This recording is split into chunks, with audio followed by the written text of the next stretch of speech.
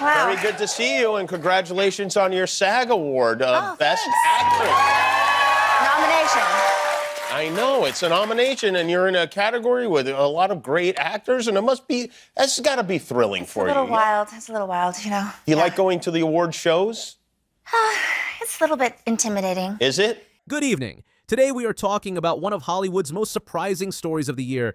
3 minutes ago, social media exploded with discussions about Pamela Anderson's completely unexpected career resurgence. And frankly, nobody saw this coming. The former Baywatch star, who many had written off as a relic of the 90s, is suddenly everywhere. And we mean everywhere. Let's start with the facts.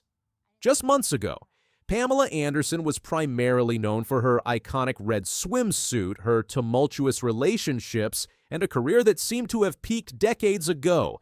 Fast forward to today, and she's the subject of critical acclaim, industry respect, and a cultural conversation that has everyone from film critics to social media influencers asking the same question. How did this happen? This isn't just a comeback, this is a complete reinvention.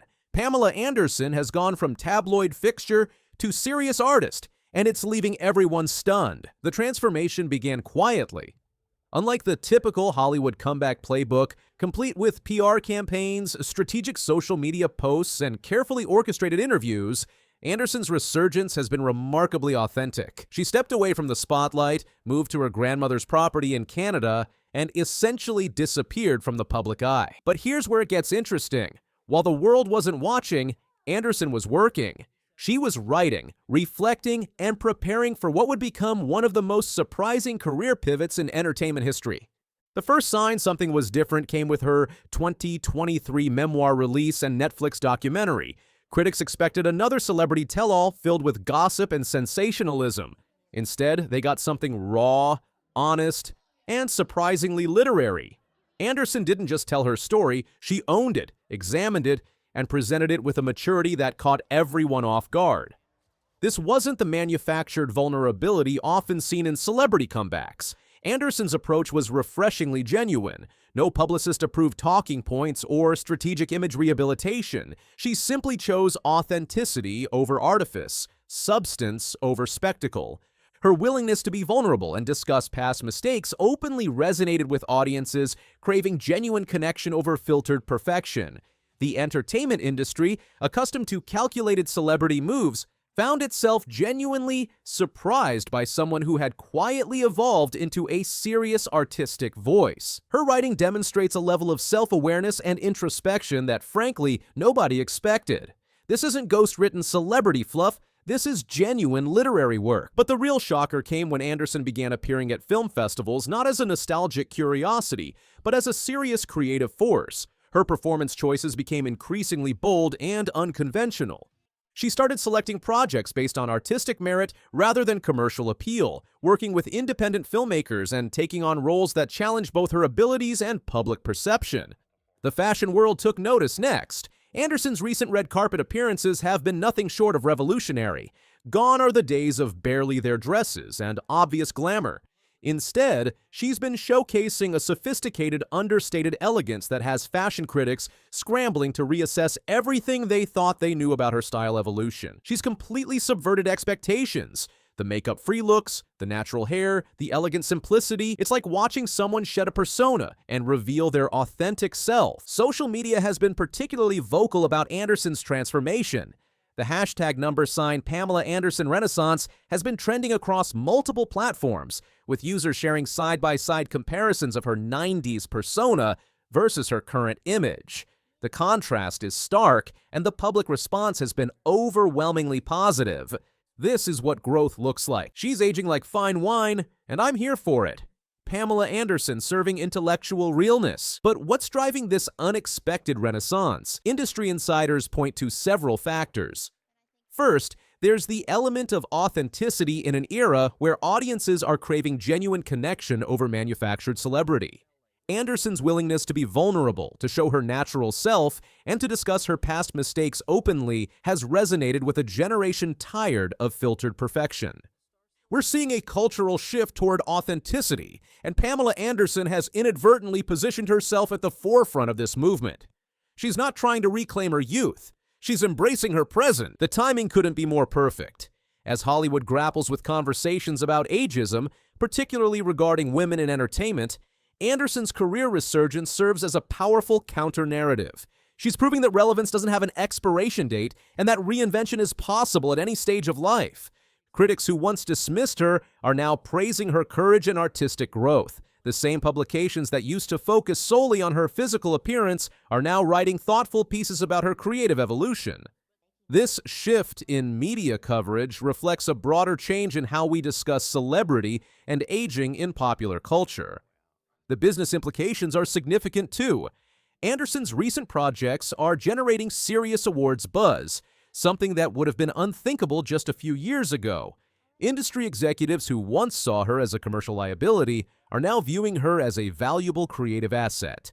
Pamela brings a gravitas and life experience to her roles that simply wasn't there before. She's become a serious actress, and the industry is taking notice. Perhaps most remarkably, Anderson has managed this transformation without compromising her core identity. She hasn't rejected her past or apologized for her earlier career choices.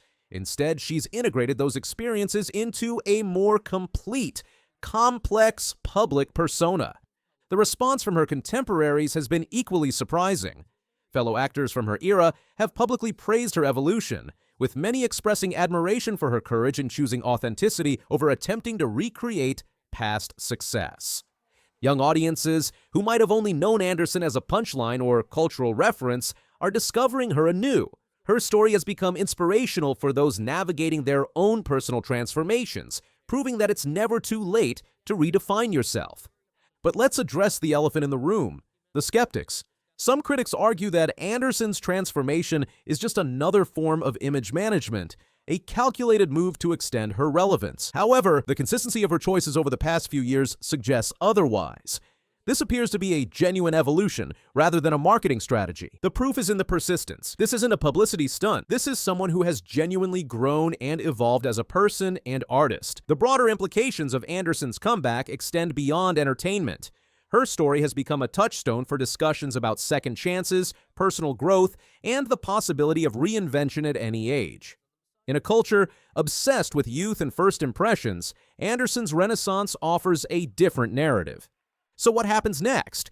Based on current trajectory, Anderson shows no signs of slowing down. She's reportedly attached to several high-profile projects that will further cement her status as a serious creative force. The industry that once pigeonholed her is now eager to see what she'll do next. 3 minutes ago, social media was buzzing about Pamela Anderson's unexpected comeback, and now we understand why. This isn't just about a celebrity returning to relevance. It's about someone completely redefining what that relevance looks like.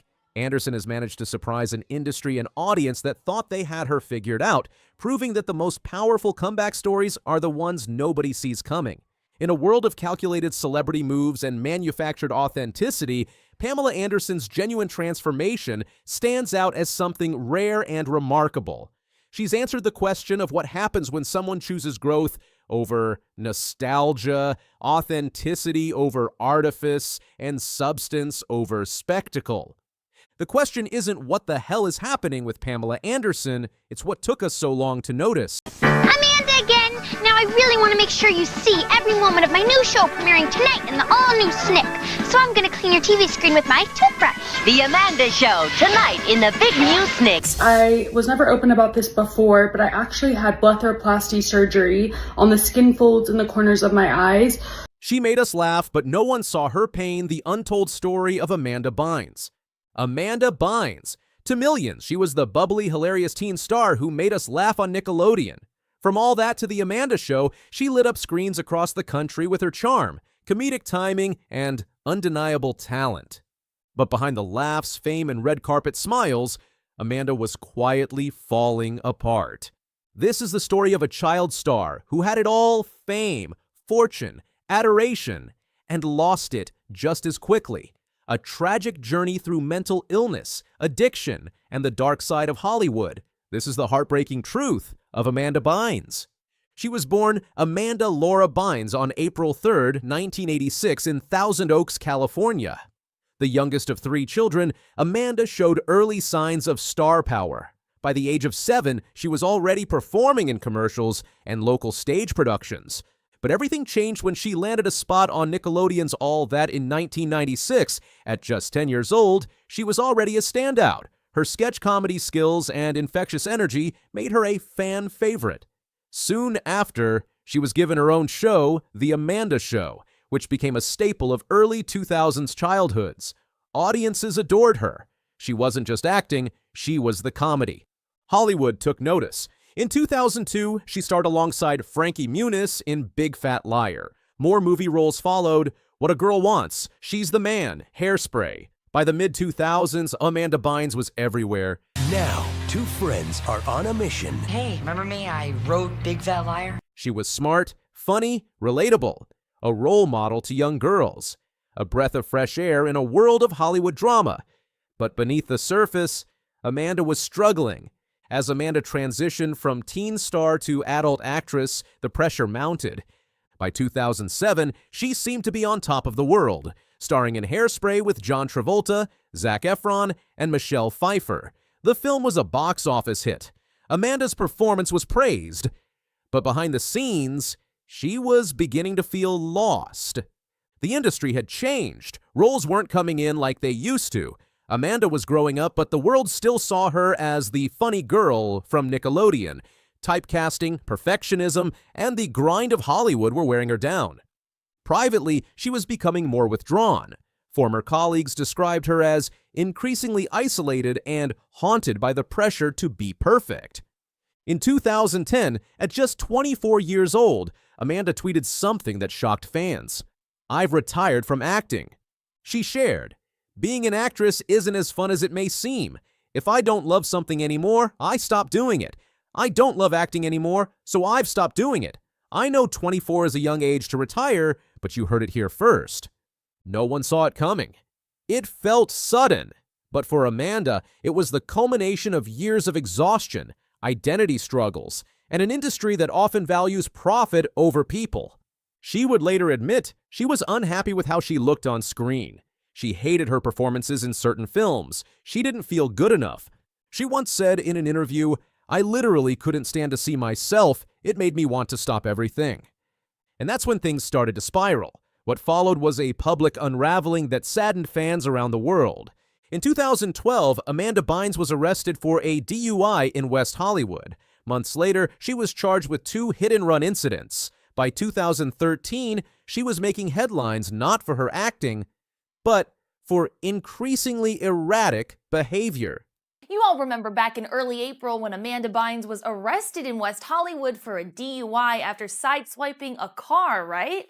Well, yesterday she was officially charged. She tweets, "I can't help but laugh at all of you writing fake stories about me. I was not in any hit and run. I don't drink, so DUI is fake." She infamously tweeted about wanting rapper Drake to murder her lady parts. She shaved part of her head. She was seen talking to herself, behaving strangely, and isolating from friends and family. "I wasn't being insincere. I was saying, 'Murder my vagina lady parts,'" Bynes told Madison. "I was being serious, but I was also on drugs." In July 2013, Amanda was hospitalized after allegedly starting a small fire in a stranger's driveway. That incident was the final alarm bell. She was placed on a psychiatric hold. Doctors diagnosed her with bipolar disorder and schizophrenia symptoms.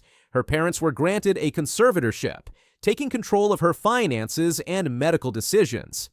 Suddenly, Amanda Bynes wasn't a starlet anymore. She was a headline, a cautionary tale. Behind closed doors, Amanda was living a very different life from the one we remembered. Friends who tried to reach her were often turned away or left in silence. One anonymous source close to the family said, "We knew something was wrong, but she was impossible to reach. It was like she was trapped in her own world." From 2013 onward, Amanda largely disappeared from the public eye. She was under her parents' conservatorship for nearly 9 years. During this time, she sought treatment, enrolled in the Fashion Institute of Design and Merchandising, FIDM, and tried to reclaim a sense of normalcy. There were moments of hope. In 2018, Amanda gave a rare interview with Paper magazine. She appeared healthy, composed, and reflective. She admitted to abusing Adderall, marijuana, and alcohol during her spiral. She also expressed remorse for her past behavior. I'm really ashamed and embarrassed with the things I said. I can't turn back time, but if I could, I would. Fans were hopeful. Maybe, just maybe, Amanda Bynes was on the path to healing. But recovery is never linear. In 2022, Amanda filed to end her conservatorship. She had been sober for several years and had completed her studies. Her petition was granted. For the first time in nearly a decade, Amanda was free. But freedom came with challenges. In March 2023, Amanda was found wandering the streets of Los Angeles without clothes, flagging down a car and calling 911 herself. She told authorities she was coming down from a psychotic episode. She was placed on another psychiatric hold. It was a stark reminder the battle wasn't over. Mental illness is not a simple fix. Fame, fortune, education. None of it guarantees peace.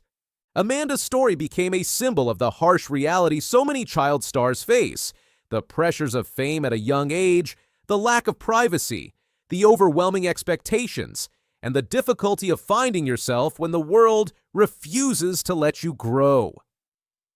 Amanda Bynes may no longer be in Hollywood, but she's still remembered. She's remembered as the girl who made us laugh with Ask Ashley, as the teen who could outfunny anyone on a movie set, as the young woman who fought silently behind the scenes for her health, her voice, her freedom.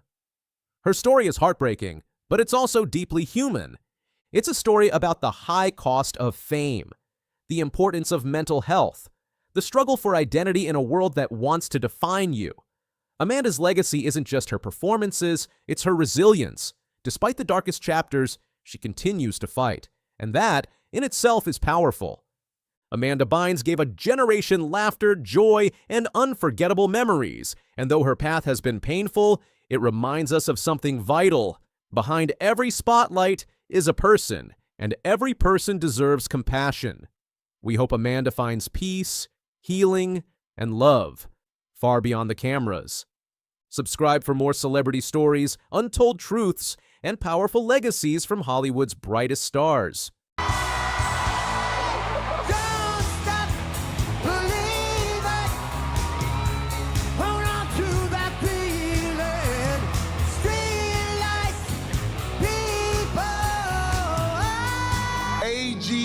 Champion and winner of $1 million.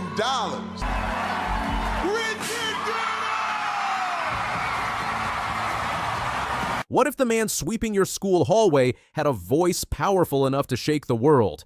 What if fame knocked on his door and he just smiled, waved, and went back to work? This is the true story of Richard Goodall, the quiet janitor who stunned America on national TV and then did something that nobody expected.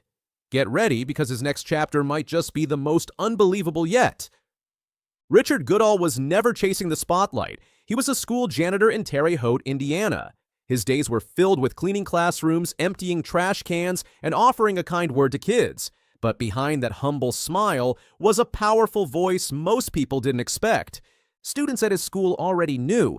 They'd hear him singing as he worked, soft tunes that floated through the halls. It was common for students to stop and listen. His voice brought peace to the school, but the rest of the world had no idea until he stepped onto the America's Got Talent stage in 2024.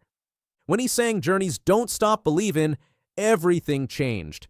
Judges stared, the crowd exploded. Simon Cowell looked amazed, and then, boom, the golden buzzer. Richard was going straight to the live shows. That moment launched him into the spotlight. But what followed was even more magical. Richard sang in round after round, songs filled with emotion, truth, and heart. There were wild acts that season. A dog act named Ronnie Sagi that made tails wag. A high-energy drone group called Sky Elements that lit up the sky. But Richard, he just stood there, holding the mic with both hands, eyes closed, pouring his heart out. His performances felt like warm memories, like a hug through the screen. People felt like he was singing just for them. His voice wasn't just strong, it was familiar, like an old friend. And in the summer of 2024, America voted. Richard Goodall won season 19 of America's Got Talent. Most AGT winners disappear into the world of stardom.